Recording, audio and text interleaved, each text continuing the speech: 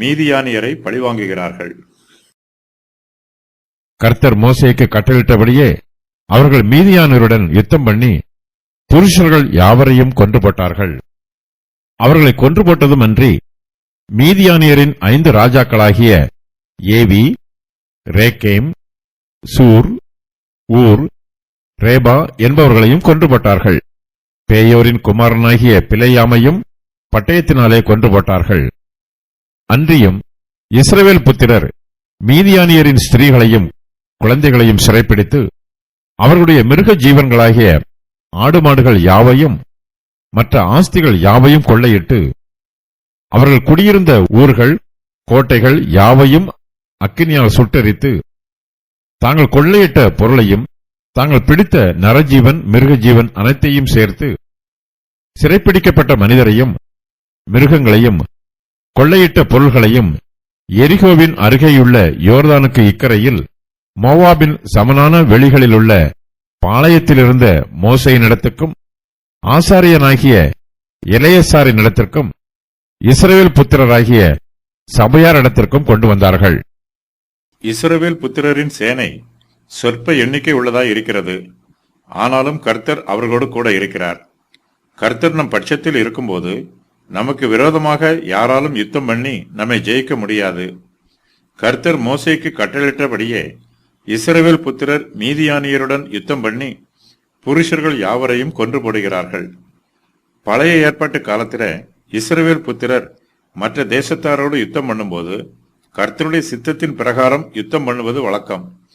அவர்கள் யுத்த பிரமாணங்களுக்கு கீழ்ப்படிவார்கள். இஸ்ரவேலரின் சேனை ஒரு தேசத்திற்கு விரோதமாக யுத்தம் பண்ணும்போது முதலாவதாக அந்த தேசத்தின் மீது யுத்த பிரகடனம் பண்ணுவார்கள். தாங்கள் அவர்களுக்கு விரோதமாக யுத்தம் பண்ணுவதற்கான காரணத்தையும் அவர்களுக்கு அறிவிப்பார்கள்.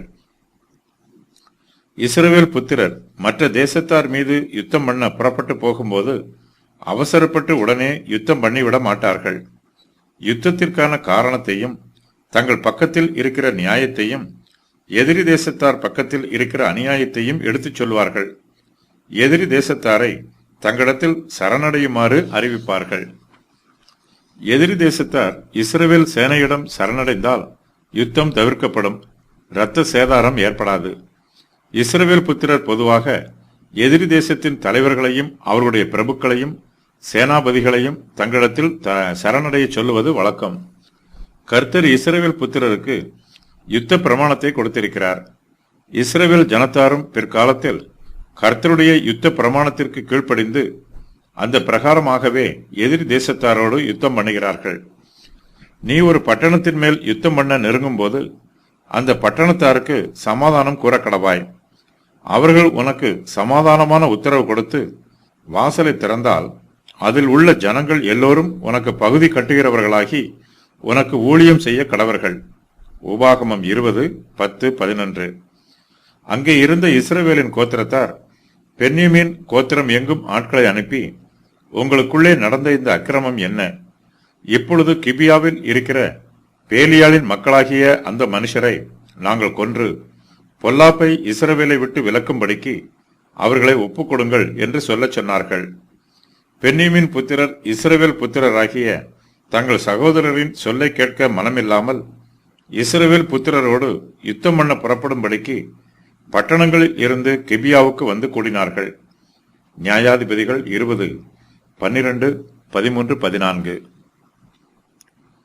இஸ்ரவேல் புத்திரர் மீதியானியரிடம் யுத்தம் பண்ணி அவர்களுடைய புருஷர்கள் யாவரையும் கொன்று போடுகிறார்கள்.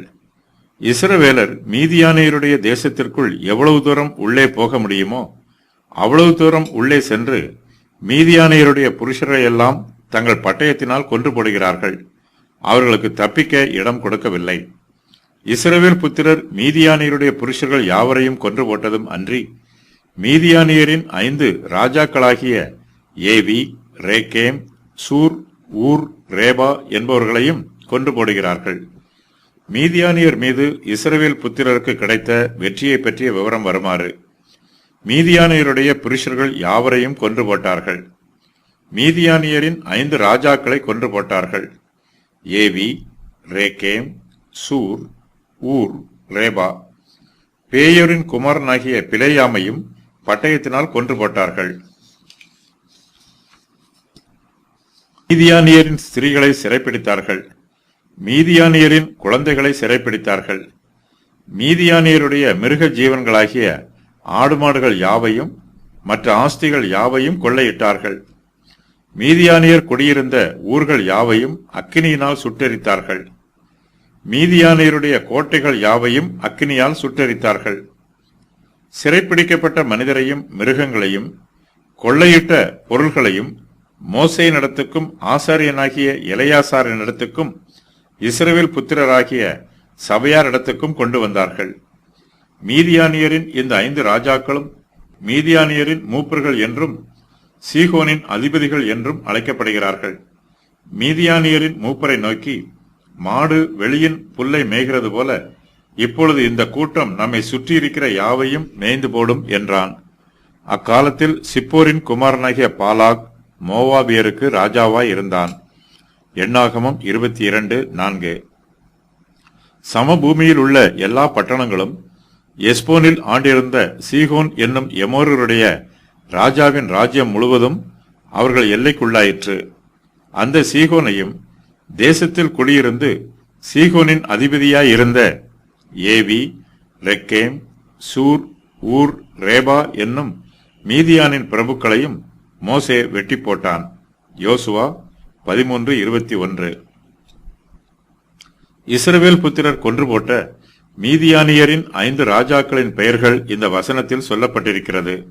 அவர்களில் சூர் என்பவன் ஒருவன். இவன் கஸ்பியின் தகப்பனாக இருக்கலாம் என்று வேத பண்டிதர்கள் சொல்லுகிறார்கள். குத்துண்ட மீதியானிய ஸ்திரீயின் பேர் கஸ்பி.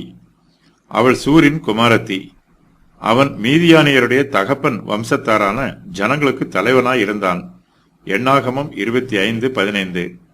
இஸ்ரவேலின் சேனையில் உள்ளவர்கள் பேயோரின் குமாரனாகிய பிலேயாமையும் பட்டயத்தினால் கொன்று போடுகிறார்கள். பிலேயாம் மீதியானியருடைய தேசத்திற்கு எதற்காக போனான் என்பது தெரியவில்லை. இஸ்ரவேல் புத்திரர் நிமித்தம் மீதியானியரை பழிவாங்கும் போது பிலேயாமையும் பழிவாங்க வேண்டும் என்பது கர்த்தருடைய சித்தமாயிருக்கிறது. நம்முடைய ஜனமாகிய இஸ்ரவேல் புத்திரருக்கு விரோதமாக தீங்கு செய்த யாரையும் கர்த்தர் தப்பவிடவில்லை. கர்த்தருடைய வழிநடத்துதலினால் பிலேயாம் இப்போது மீதியானியருடைய தேசத்திற்கு வந்திருக்கிறான். கர்த்தருடைய சித்தத்தின் பிரகாரமாகவே மீதியானியர் பழிவாங்கப்படும் போது பிலேயாமும் அங்கே பழிவாங்கப்படுகிறான். இஸ்ரவேல் புத்திரர் மீதியானியரின் ஸ்திரீகளையும் குழந்தைகளையும் சிறைப்பிடித்து இஸ்ரவேல் புத்திரராகிய சபையாரிடத்தில் கொண்டு வருகிறார்கள். மீதியானியர் குடியிருந்த ஊர்கள் கோட்டைகள் யாவையும் இஸ்ரவேல் புத்திரர் அக்கினியினால் சுட்டெரித்து போடுகிறார்கள். இஸ்ரவேல் புத்திரர் மீதியானியருடைய மிருக ஜீவன்களாகிய ஆடு மாடுகள் யாவையும் மற்ற ஆஸ்திகள் யாவையும் கொள்ளையிட்டு இஸ்ரவேல் புத்திரராகிய சபையாரிடத்தில் கொண்டு வருகிறார்கள். இஸ்ரவேல் புத்திரர் தாங்கள் கொள்ளையிட்ட பொருளையும் தாங்கள் பிடித்த நரஜீவன் மிருக ஜீவன் அனைத்தையும் சேர்த்து சிறைப்பிடிக்கப்பட்ட மனிதரையும் மிருகங்களையும் கொள்ளையிட்ட பொருள்களையும் எரிகோவின் அருகே உள்ள யோர்தானுக்கு இக்கரையில் மோவாபின் சமனான வெளிகளில் உள்ள பாளையத்தில் இருந்த மோசேயினிடத்துக்கும் ஆசாரியனாகிய எலெயாசாரினிடத்துக்கும் இஸ்ரவேல் புத்திரராகிய சபையாரிடத்துக்கும் கொண்டு வருகிறார்கள்.